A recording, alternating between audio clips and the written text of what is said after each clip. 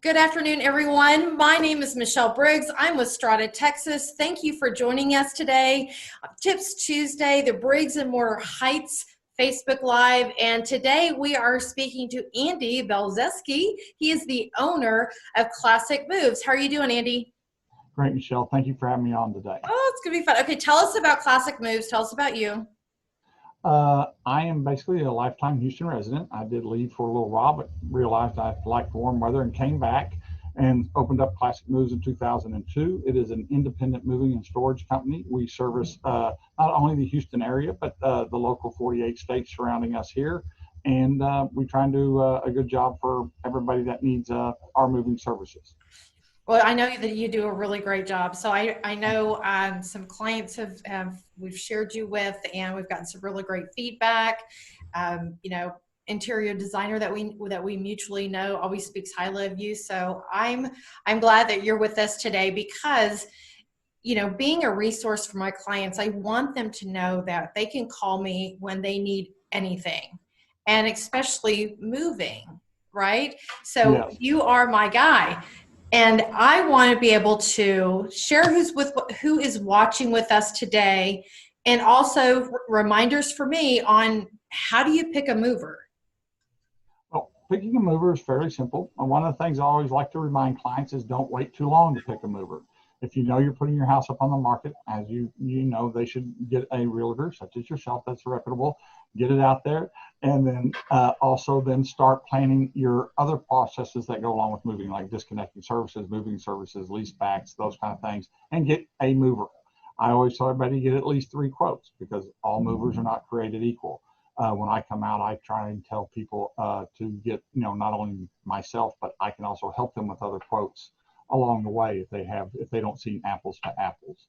Our movers are a little different the way we work. It's all no contract labor. They all start and stop with me. So my guys are actually full-time employees, and they will follow the process all the way through with the move. So that's a good thing to have when selecting a mover. Also, choose a mover that will come out and actually look at your home. That's a very important point because you don't want to be stuck with an open-ended invoice, those kind of things that do happen. Like I said, some of our business is not always as honest as others, and we like to avoid individuals having a bad move and going out there and having their precious belongings that are theirs wind up missing, or something doesn't happen the way they expected it to, just because the resource wasn't good. Right. So you want to really look at those referrals. I mean, if you can look at reviews, would you say if they were going to pick those 3 companies, of course, you'd be the first one they call. And the other 2, it goes into our next conversation, point of conversation. But when you're picking a mover, you want to be able to have someone come in and take a look at the items in your home and not just on the internet or on the phone, correct? Correct, because what happens is, one of the stories I'll share briefly is our trucks, or the box trucks that you normally see, like a Ryder truck or a Penske truck that you see out there, are the same kind of dimensions, and those hold about 1,500 to 1,800 square feet.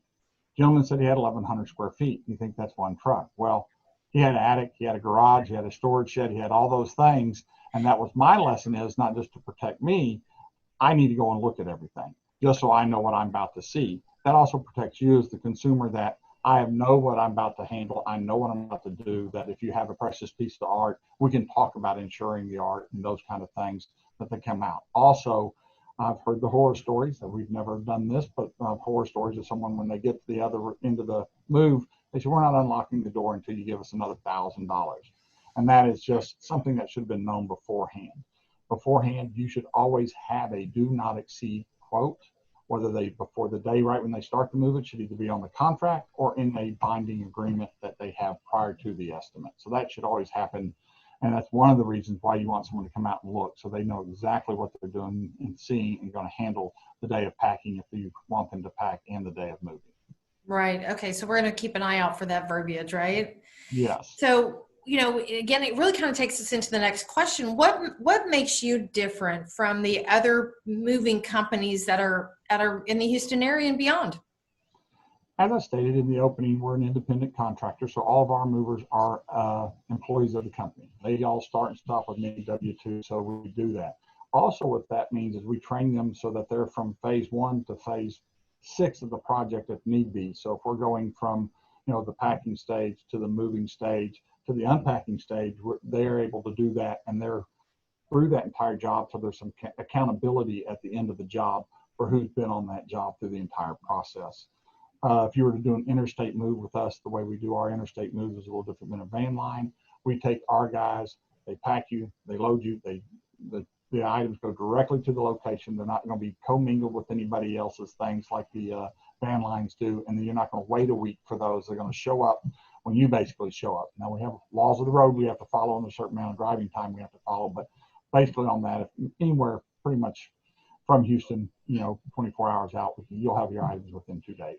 So, and it's the guys that loaded them in Houston, so you'll know who's showing up at your doorstep in Colorado if that's where you've gone to. Right. Well, you just got back from Florida. Didn't you just go to Miami? I did. We just did Miami. I had crew just come back from Florida. Crested Butte. We did a move to Crested Butte. We have one that they're asking us to go to Danville, California. The furthest place they asked me to go to, which I did not get on the airplane, was the islands, the Virgin Islands. I said, no, I'm not going to follow the container. So, hey, exactly. I was saying that's my hometown now, right? Yeah. You should have called me. I would have got a few cousins and an uncle or something to go unload for you. I don't know how it would have ended up, but it would have been fun. Yeah. I wouldn't have spoke to you anymore after they loaded the container. Oh my gosh. All right. So I know I know that you travel outside of the state of Texas and that you do schedule that. It's your main guys. Now, I know you personally have gone out on these jobs. Yes, again, you just got back through, coming from, as you were saying, Florida and California. When you are packing, when you come in and you're packing, what type of items is it standard? I say standard, you're not using newspaper, right? No, it's called blank newsprint is what the actual technical term is, but it is paper. Depending on what you have is depending on how we pack it, or if it needs to be bubble wrapped, or if you have a specific way, if it needs to be crated, we can crate things. There's some acid-free paper that we deal with when there's special art, those kind of things. Mm-hmm. So we can handle, those fine things. We've done a lot of the, we've done some 15 pieces of original art that we delivered back to someone. One of those was an original Picasso and Monet. So that was kind of a fun move to be on, but still. But having the knowledge and knowing the skill set to handle those is one thing that we do have in dealing with that, and knowing how to make sure it gets insured properly so that something happens along the way that we can get it taken care of. Right. Now you have some additional you have some additional services. And before we talk about this, and I just thought about it as you were talking, you're setting something up in a different location. Can you talk about it now, or is that something that we can share later on? A branch? Yes, we can talk about that now. We are trying to set up a San Antonio branch. We're doing that.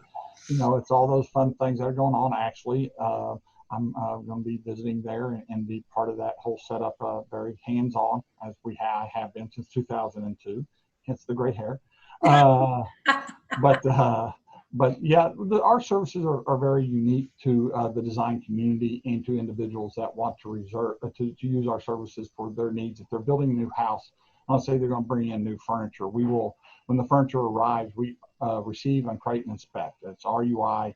And then we look at everything and we take a picture of that furniture so you know how it came in and you get a report on that. And that's just a normal, charge. There's no extra charge for the pictures and those kind of things. This way, if there's a damage, you have those pictures. You don't have to call me back up and like you do other moving companies in town and say, hey, can you give me a picture of that damage? You already have it. You can already call your vendor and work through that. We worked with a lady who had received something in her home. She said, what would you do with this? I was able to coach her through how to do that, and she sent everything else to me so she didn't have to deal with those kind of problems in the future. So just having that knowledge base, doing that. Also, we have the ability to bring things down for if you want to come look at them to make sure they're okay to fit the specifications of what you think. We also have the ability to look at floor plans when we're coming into the house and lay it out and get it put in the proper spot or pretty close. We know that there's always a touch that someone may be in the home that needs to move that from one side to the other. So we understand that as well. Yeah. So with the additional services, you had talked, okay, so you talked a little, you just shared a little bit about it. So you have on-site storage. Yes, ma'am. On-site storage. You have, first of all, I love the fact that you just come in and pack, and then you unpack it, right? Yes. If you'd like us to do that, if the wallet affords that, we'll be happy to unpack it for you as well. I know, that's awesome. That's awesome. But also you had mentioned about, you were talking about like a fabric protection, or what were you sharing? But we were kind of talking about setting this up. You were sharing a little bit about that. Yes, if you have, let's say you want all your furniture coated before it got into the house, protected so that, stains wash off and those kind of things, we have the ability to have someone come in and do that on our site. So when we deliver it, or whoever you choose to deliver it to the home, it is ready to be installed, and you don't have to worry about somebody else coming into the home and doing that for you. It'll already be done when it leaves our warehouse. So we have that ability to take care of those things while you're waiting to install for your home. Right. So we talk about the fabric protection. It made me think about COVID. How are you handling the pandemic and moving people? At the start of the pandemic, everybody was nervous, including myself, and you just didn't know what to expect and what was going to happen. As we've learned and moved, that masks and gloves and hand sanitizer, washing your hands are all kind of the things that will keep us safe. We provide our guys with the mask and gloves so that they have those at the time of the move. Now, we do ask that while they're moving, if y'all can stay distant so that they don't have to have that mask on, because Houston, 98 degrees, 100% humidity. We want our guys alive at the end of the day. And sometimes that mask doesn't help them and complete their task. But they do that. We wash our hands and we take temperatures early in the morning when they get here to make sure everyone's fine. And we have no issues with someone that might be having symptoms at that point in time.